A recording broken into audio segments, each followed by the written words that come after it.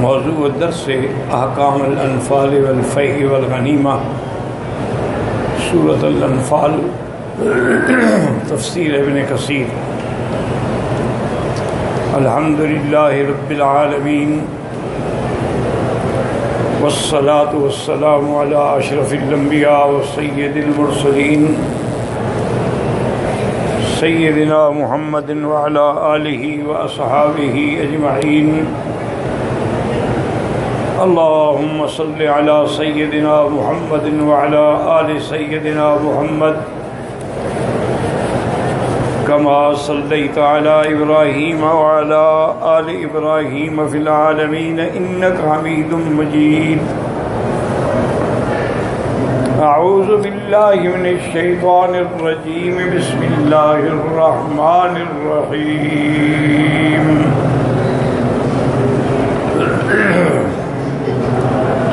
يسألونك عن الأنفال قل الأنفال لله والرسول فاتقوا الله وأصلحوا ذات بينكم وأطيعوا الله ورسوله إن كنتم مؤمنين۔ الحمدللہ کہ سورۃ الاعراف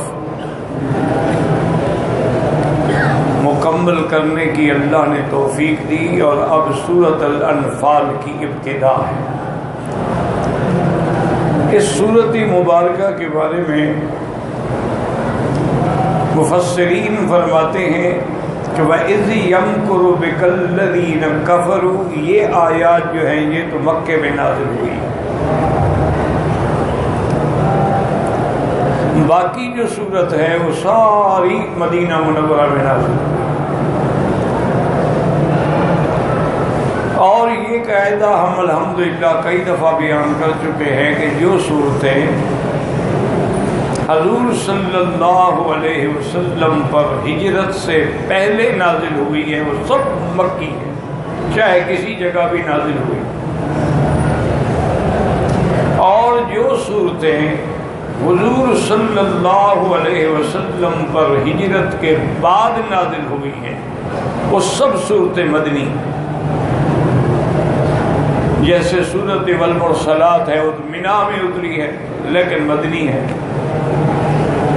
آیات اکمال و تتمیم، الیوم اکملت لکم دینکم واتممت علیکم نعمتی، وہ عرفات میں اتری ہے لیکن وہ مدنی ہے۔ اسی طرح سورۃ الفتح کی ابتدائی آیات جو ہیں انا فتحنا لک فتحا مبینا، یہ حضور صلی اللہ علیہ وسلم جب صلح حدیبیہ کے بعد واپس مکہ جا رہے ہیں، مدینہ شریف جا رہے ہیں، راستے میں اتری ہیں لیکن مدنی۔ تو اب اچھی طرح سمجھ لیں کہ اس کی 7 آیتیں جو ہیں وہ تو مکی اور باقی جو ہیں وہ مدنی۔ لیکن اس سورت کو پڑھنے سے پہلے کچھ ایسی چیزیں ہیں جو انسان کو سمجھنی چاہیے۔ حضور صلی اللہ علیہ وسلم نے جس وقت دعوت توحید دی اور قریش نے مخالفت کی انتہا کر دی،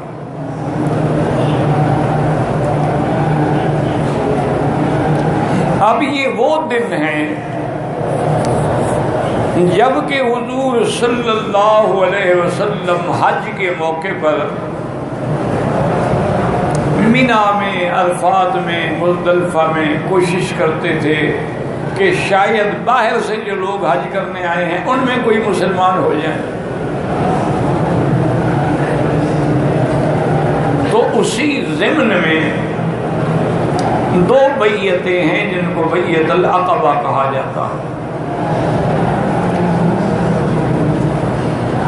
بیعت العقبہ جو ہے یہ مقام ہے، عقبہ وادی ہے، جہاں آپ مینا میں جاتے ہیں نا، جو سب سے بڑا جمرہ ہے اس کو کہتے ہیں جمرۃ العقبہ، کیونکہ وہ عقبہ وادی میں ہے۔ اور اس جمرے سے پہلے ایک چھوٹی سی مسجد کی اب بھی علامت موجود ہے، یہی جگہ ہے جہاں بیعت ہوئی۔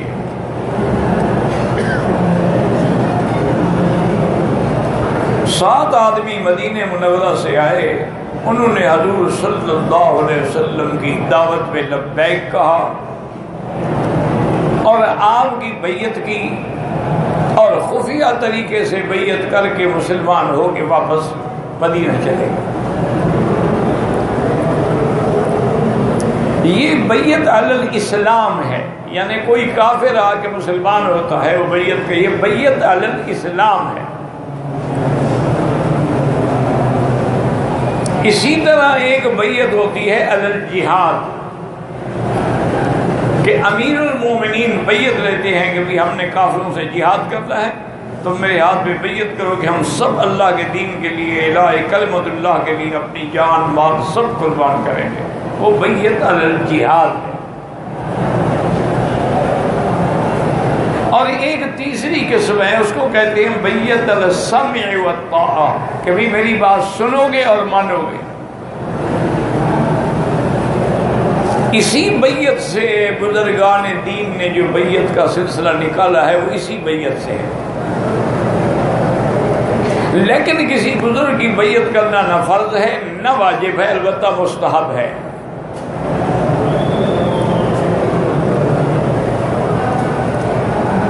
بیعت کے معنی میں معنی ہوتا ہے بیع سے، جیسے کوئی آدمی سودا کرتا ہے تو ایک آدمی سودا دیتا ہے، دوسرا پیسے دیتا ہے، تو بیعت کا معنی ہی یہی ہوتا ہے کہ مرید ایک معاہدہ کرتا ہے کہ میں آپ کی بات سنوں گا، عمل کروں گا، اور پیر بھی ایک معاہدہ کرتا ہے کہ میں آپ کی اصلاح کرنے کی کوشش کروں۔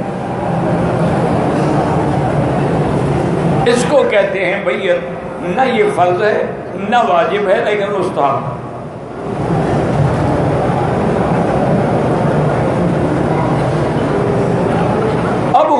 صلی اللہ علیہ وسلم سے 7 آدمی بیعت کر کے مدینہ منورہ چلے گئے، ان نے وہاں جا کے الحمدللہ دین کا کام شروع کر دیا۔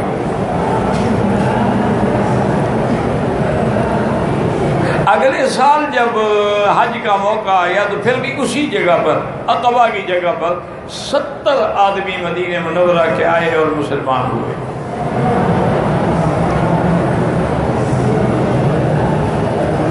تو اس میں کچھ یعنی مسلمان ہونے والوں میں جیسے سعد بن زرارہ ہیں، انہوں نے اسی وقت ان سے کہا بھئی بیعت ہو رہے ہو، سوچ لو،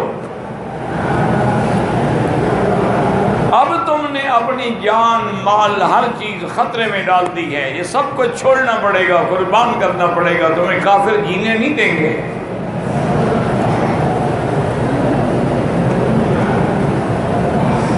اگر تم وفا کر سکتے ہو تو پھر بیعت کرو۔ تو تمام انصار مدینہ نے کہا کہ یا رسول اللہ صلی اللہ علیہ وسلم، آپ تشریف لے آئے مدینہ منورہ میں، ہم اپنی جان مال اولاد سب کچھ آپ پہ قربان کریں گے اور ہر حال میں آپ کے ساتھ کھڑے ہوں گے۔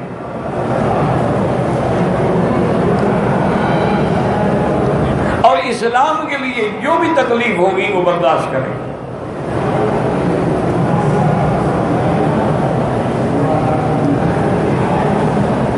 آخر میں انہوں نے ایک بات کی، انہوں نے کہا کہ یا رسول اللہ صلی اللہ علیہ وسلم،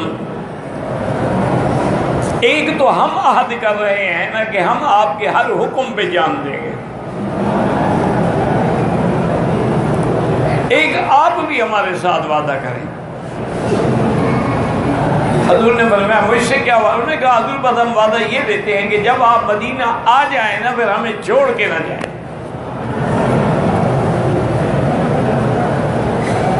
حضور نے فرمایا اچھا میرا بھی وعدہ ہے، فیکم احیا و فیکم اموت، میں اب زندہ بھی تمہارے ساتھ اور موت بھی تمہارے ساتھ۔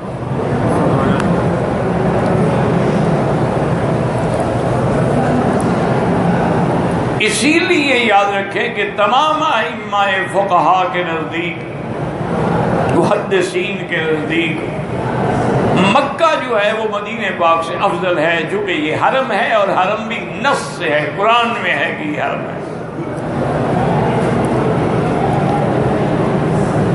مدینہ پاک کا حرم ہے، ہم یعنی ادباً مانتے ہیں، لیکن قرآن میں نہیں آیا کہ مدینہ حرم ہے۔ حضور نے دعا کی کہ یا اللہ میں بھی اس کو حرم قرار دیتا ہوں۔ ما بین لابتیہا، شرقی اور غربی پہاڑوں کے درمیان کا جو علاقہ ہے میں اس کو حرم قرار دیتا ہوں، لیکن قرآن نہیں اترا۔ اور حرم مکہ کے لیے تو نص ہے، اولم نجعل لهم حرما آمنا ویتخطف الناس من حولهم۔ اور پھر یہاں ایک نماز کا 1,00,000 ہے۔ مدینہ منورہ میں ایک روایت میں 50,000 ہے، لیکن وہ ضعیف روایت ہے، اور احکام میں ضعیف روایت پر عمل نہیں ہوتا۔ صحیح روایت جو ہے اس میں ایک نماز کا 1,000۔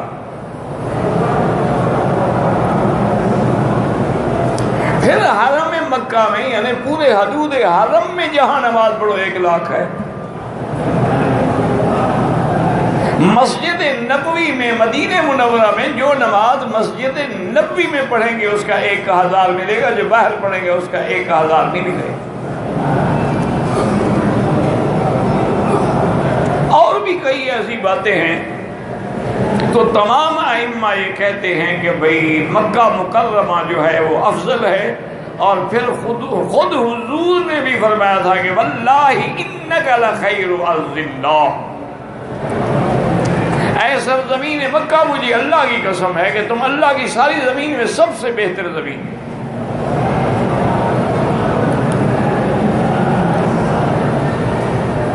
اسی لیے مجھے یاد ہے میرے والد صاحب رحمۃ اللہ علیہ آخری عمر میں ان کی نظر جو تھی نا جی وہ بالکل ختم ہو گئی تھی، بہت تھوڑی رہ گئی۔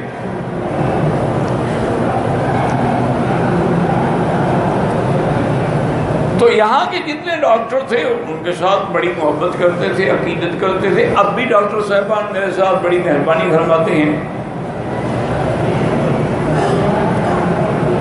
تو انہوں نے مجھ سے کہا کہ حضرت اس بیماری کا آپریشن اور علاج جو ہے ابھی ہمارے ملک میں نہیں ہو سکتا، لیکن لندن میں ہو سکتا ہے۔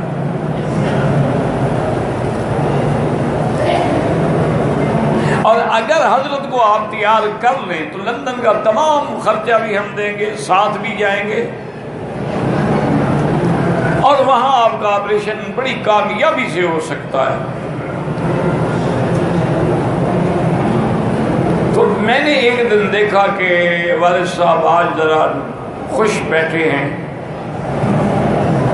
وہ چل لیتے تھے لیکن بہت کمزور ہو گئی تھی، پڑھنے میں بڑی تکلیف تھی۔ تو میں نے موقع غنیمت سمجھا اور میں نے کہا اباجان ڈاکٹروں سے بات ہوئی ہے، اور سب ڈاکٹر یہ کہتے ہیں کہ اس کا علاج ہے، لیکن اس ملک میں ابھی نہیں آیا ہے، لندن میں ہو سکتا ہے۔ اور پھر اچھی بات یہ ہے کہ وہ کہتے ہیں کہ لندن کا ویزا لگوانا، ٹکٹ لینا، وہاں رہائش کا انتظام سب ہمارے ذمہ ہے، کیونکہ ہر ڈاکٹر کے کئی دوست تھے، کئی رشتہ دار تھے جو وہاں تھے، اور زیادہ سے زیادہ 1 ہفتہ لگے گا۔ تو اگر آپ مان لیں، مہربانی کریں، بس میرا اتنا کہنا تھا کہ یکدم جوش میں آ گئے۔ فرمایا اللہ نے ٹھیک کہا ہے کہ انما اموالکم و اولادکم فتنہ، کہ مال اور اولاد آدمی کے لیے آزمائش ہے۔ تم مجھے حرم سے نکالنے آئے ہو؟ میں تو جب سے مکے آیا ہوں جدہ بھی نہیں گیا، تم مجھے لندن لے جا رہے ہو۔ اور آج مجھے یاد ہے انہوں نے فرمایا کہ القیام فیہا سعادت والخروج منہا شقاوت، مکے کا رہنا سعادت ہے اور نکلنا جو ہے وہ بدبختی ہے۔ تم مجھے بدبخت بنانا چاہتے ہو؟ اللہ کی مرضی ہے، اگر اللہ نے میری نظر لے لی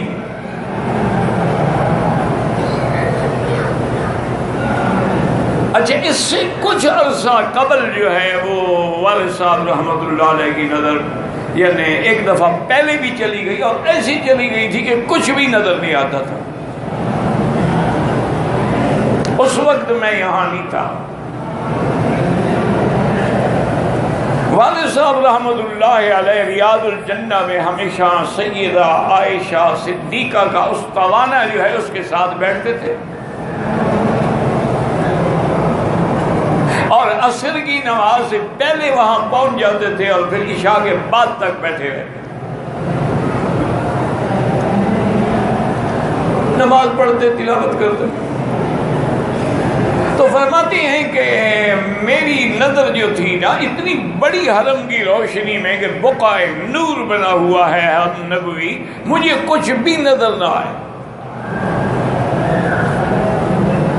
اتفاق سے ایک شاگرد آیا، اس کو میں نے کہا بھی عشاء کے بعد مجھے صلاۃ و سلام عرض کرنے ہیں، تو اب میری تو نظر چلی گئی ہے، لہٰذا مجھے پکڑ کے لے جانا. اس نے کہا جی بہت اچھا. وہ کہتے ہیں کہ میں نے جا کے صلاۃ و سلام پڑھے، لیکن کیفیت میری یہ تھی کہ بالکل میں رو رہا تھا.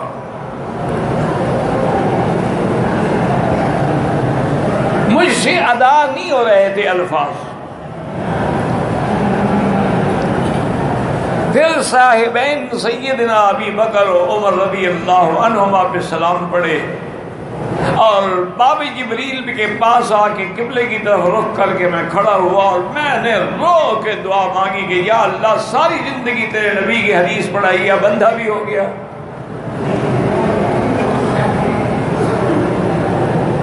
اور میرا تو ہاتھ پکڑنے والا بھی کوئی نہیں، اولاد پاکستان میں ہے.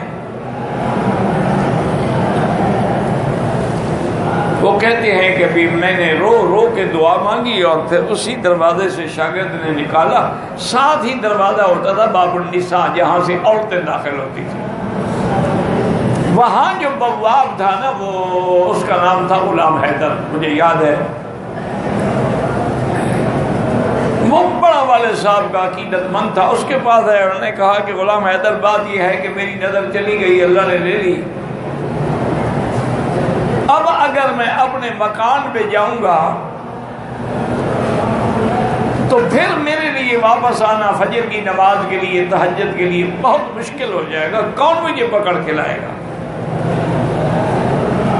لہذا مجھے کوئی کھیس بچھا دو اور ایک چھوٹا سا کوئی سرانہ تکیہ دے دو، میں یہی دروازے کے باہر سو جاتا ہوں اور صبح مجھے پھر آسانی ہوگی نماز میں. انہوں نے کہا حضرت بالکل.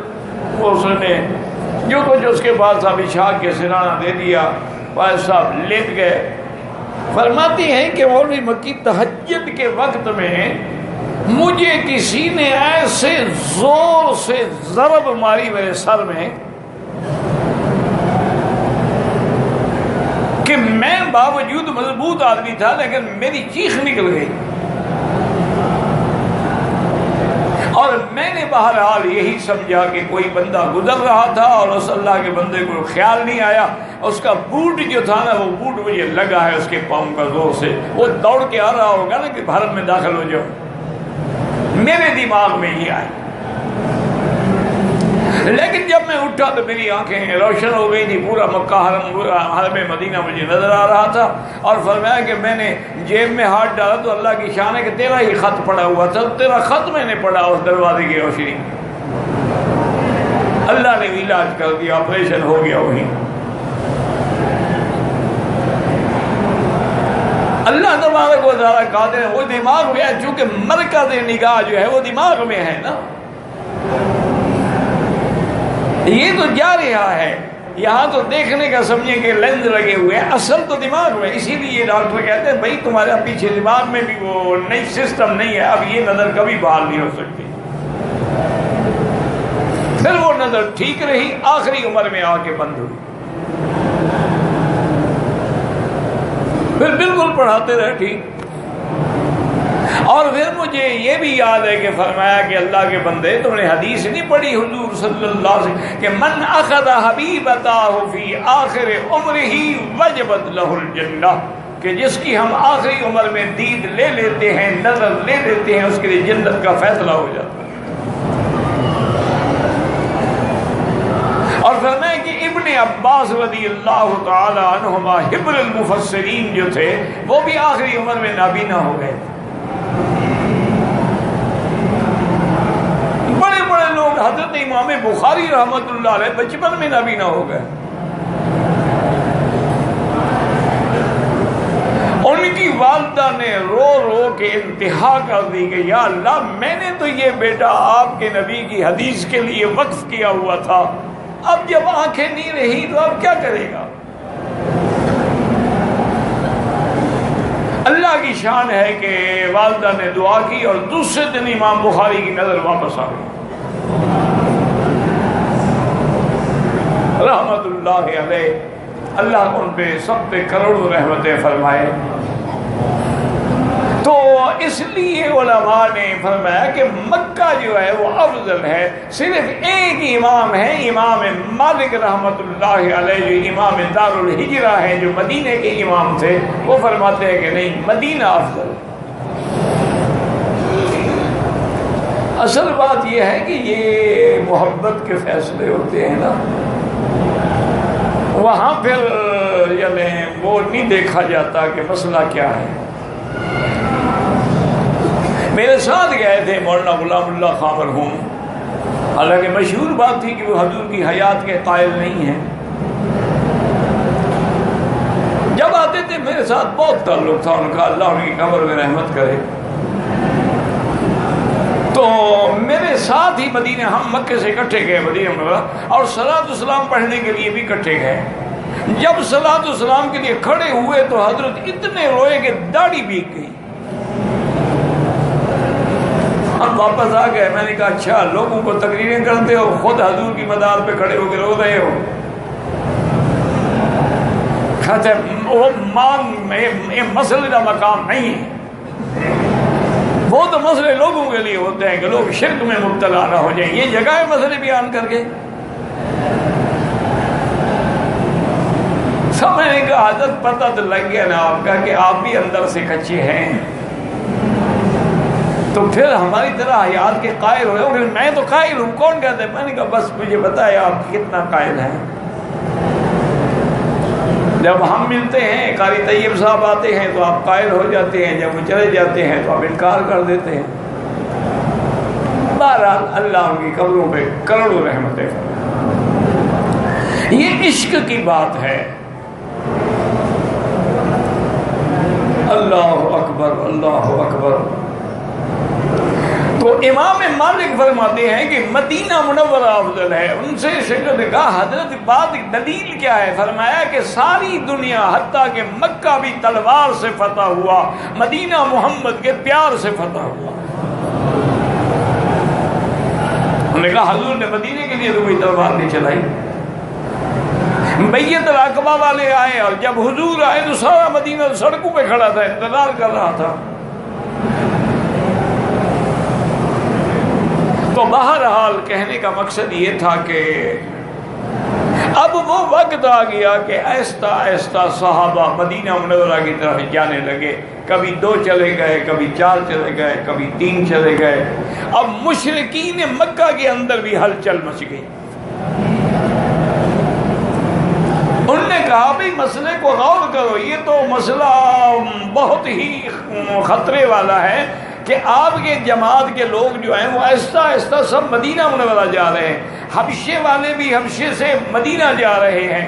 اگر حضور بھی وہاں چلے گئے اور وہاں ان کو ایک مرکز مل گیا، طاقت مل گئی، ہمارا تو شام کا رستہ بند ہو جائے گا، پھر ہم تجارت کیسے کریں گے؟ تو انہوں نے دار الندوہ میں بیٹھ کے ایک فیصلہ کیا، سارے رؤساء اکٹھے ہوئے، اور ایک کتابوں میں روایات میں یہ بھی آیا ہے کہ ابلیس بھی ایک سردار کی شکل میں آ گیا۔ ایسے موقع پر تو ابلیس ڈھونڈتا ہے نا۔ یہ جو ساری تباہی مچی ہوئی ہے نا ہمارے ہاں بدعات و شرک کی، اصل تو پیچھے ابلیس ہے نا بدبخت۔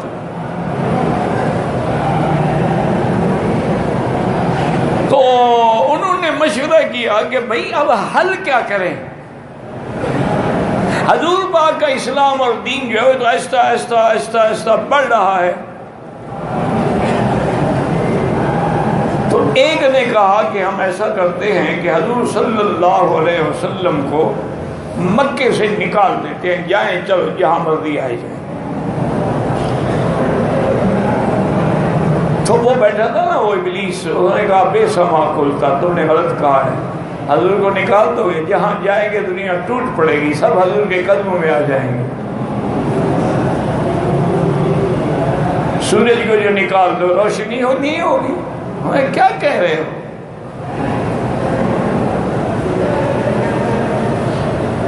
دوسرے نے کہا کہ ہاں البتہ ایک شکل ہے کہ ہم حضور پاک کو گرفتار کر لیں، قید کر لیں، یہاں اتنی طاقت نہیں ہے ان کی کہ کوئی ہم سے چھڑا سکے۔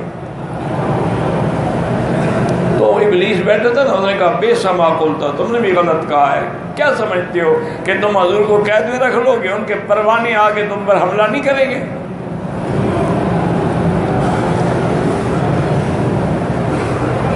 اور تمہاری جلیں نہیں روک سکتی ہیں ان کو۔ ابی جہل ملعون نے کہا کہ ایک حل ہے، وہ یہ ہے کہ ہم جتنے قبائل ہیں ہر قبیلہ اپنا ایک مسلح نوجوان دے۔ یہ تقریباً ہم اور ہمارے حلیف مل کے 60 بنتے ہیں، تو 60 نوجوان مسلح ہو، حضور کے گھر پر ہم گھیرا ڈال لیں، اور حضور صلی اللہ علیہ وسلم جب نکلیں تو آپ کو شہید کر دیا جائے۔ اکیلے بنی ہاشم کیا کریں گے بیچارے، 60 قبیلے سے لڑیں گے۔ وہ یقیناً پھر دیت لینے میں راضی ہو جائیں گے اور ہم پیسے اکٹھے کر کے ان کو دے دیں گے۔ تو ابلیس نے کہا نیما معقول ہے، یہ ہے تجویز، اصل بات ہی ختم کرو نا۔ اگر حضور زندہ رہتے ہیں تو مقابلہ نہیں کر سکتے ہو۔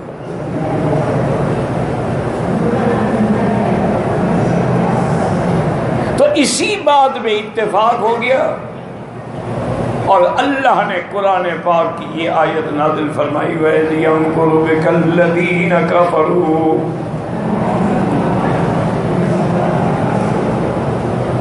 اللہ نے فرمایا میرا مدنی آج کافر تدبیریں کر رہے ہیں کہ تمہیں قتل کر دیں یا نکال دیں یا قید کر دیں۔ یمکرون ویمکر اللہ واللہ خیر الماکرین۔ وہ بھی تدبیر کر رہے ہیں، ہماری بھی تدبیر ہے، ہم سے بہتر تدبیر کرنے والا کون ہے؟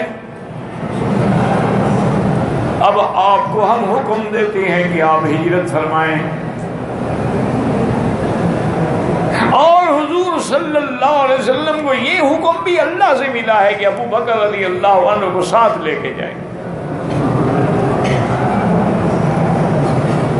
حضور تشریف لائے، بی بی عائشہ کہتی ہیں کہ ایسے وقت میں حضور کبھی ہمارے گھر میں نہیں آئے تھے اور کبھی بغیر اطلاع کے نہیں آئے تھے۔ ہم حیران ہو گئے کہ آج حضور کیسے آئے ہیں۔ حضور نے آتے ہوئے کہا ابو بکر تمہارے گھر میں جو بچے ہیں ان کو ایک طرف کر دو، بڑی راز کی بات کرنی ہے۔ حضرت صدیق نے عرض کیا کہ یا رسول اللہ یہ میرے بچے کیا ہیں، یہ سب تیرے پروانے ہیں، آپ کھل کے راز کی بات کریں۔ ابو بکر کا گھرانہ کٹ تو سکتا ہے لیکن محمد مدنی کا راز نہیں کھول سکتا، آپ کیوں فکر کرتے ہیں؟ حضور نے فرمایا کہ ابو بکر مجھے اب ہجرت کا حکم ہو گیا، مکہ چھوڑنا ہے اور تم نے بھی چلنا ہے۔ انہوں نے کہا حضور آپ مجھے لے جانا چاہتے ہیں؟ نہیں، ان ربک امرک، تیرے رب کا حکم ہے کہ صدیق کو لے جاؤ۔ تو حضرت ابو بکر نے کہا کہ یا رسول اللہ میں نے تو 6 مہینے پہلے خواب دیکھا تھا کہ ہم ہجرت کریں گے، اکٹھے جائیں گے، میں نے دوسری وقت سے 2 اونٹنیاں ماشاءاللہ پالنی شروع کی ہیں، ان کو کھلا پلا رہا ہوں کہ مضبوط ہو جائے، انہی پہ ہم صبر کریں گے مدینہ منورہ کا۔ لیکن حضور نے فرمایا کہ ابو بکر نہیں، میں مفت نہیں لوں گا، یہ ہجرت ہے اور ہجرت فرض ہے، اللہ کا حکم ہے، میں اونٹنی کے تمہیں پیسے دوں گا۔ انہوں نے کہا حضور جو بھی راضی ہوں۔ تو اس طرح حضور صلی اللہ علیہ وسلم ہجرت کے لیے تیار ہوئے، اور آپ نے سیدنا علی رضی اللہ تعالی عنہ کو بلایا اور کہا کہ علی تم ایسا کرو کہ میرے بستر پہ میری چادر لے کے سو جانا، میں باہر چلا جاؤں گا ہجرت کے لیے، تاکہ کافر جو ہے وہ گمان کریں کہ حضور سو رہے ہیں۔ اور یہ امانات ہیں کافروں کی جو میرے پاس رکھتے تھے، یہ بھی آپ ان کو پہنچانا، پھر تم بھی مدینہ منورہ آ جانا۔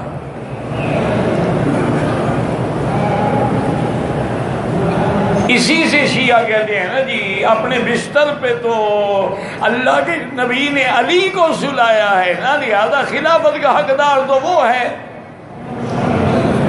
لیکن وہ یہ نہیں سمجھتے کہ علی بستر پہ سویا ہے، محمد صدیق کی گود میں سویا ہے۔ علی کو امانتیں سپرد ہوئی ہیں، محمد کی امانت اللہ نے صدیق کے سپرد کی ہے، اسی کو اللہ نے اِلَّا تَنْصُرُوهُ وَقَدْ نَصَرَهُ اللَّهُ اِذْ أَخْرَجَهُ الَّذِينَ كَفَرُوا ثَانِيَ اثْنَيْنِ۔ اللہ نے فرمایا اگر تم مدد نہ بھی کرو تو اللہ اپنے نبی کی مدد فرمائیں گے۔ کب؟ اِذْ أَخْرَجَهُ الَّذِينَ كَفَرُوا، جب کافروں نے محمد مدنی اور ابو بکر کو نکالا۔ یہاں سے علماء نے مسئلہ نکالا کہ نکالنے والے کافر ہیں، تو جو ابو بکر کو دل سے نکالے گا وہ بھی کافر ہے، چونکہ قرآن ہے نا کہ نکالنے والے کون ہیں؟ کافر ہیں، اور جاننے والا نبی ہے اور صدیق ہے، تو پھر حضور وہاں تشریف لے گئے، زندگی باقی تو بات باقی۔ واللہ اعلم۔